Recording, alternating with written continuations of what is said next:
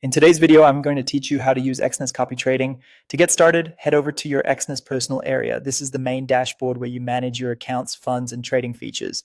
Once you're signed in, take a moment to make sure you're on the correct section so you can access all the copy trading tools smoothly.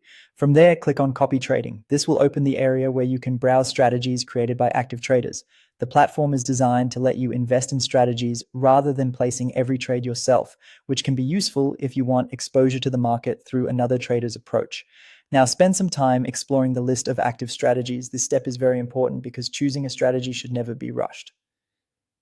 As you review the options, pay close attention to the historical profit percentage, maximum drawdown, risk level, and the performance fee being charged. Historical profit can give you a sense of past results, while maximum drawdown helps you understand how much the strategy has declined during difficult periods. The risk level gives you a quick snapshot of how aggressive or conservative a strategy may be, and the performance fee tells you how much the strategy provider earns from profitable results.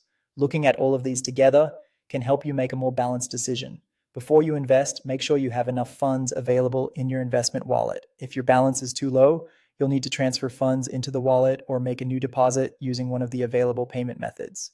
It's a good idea to double check the amount you plan to use so you can avoid interruptions during the setup process.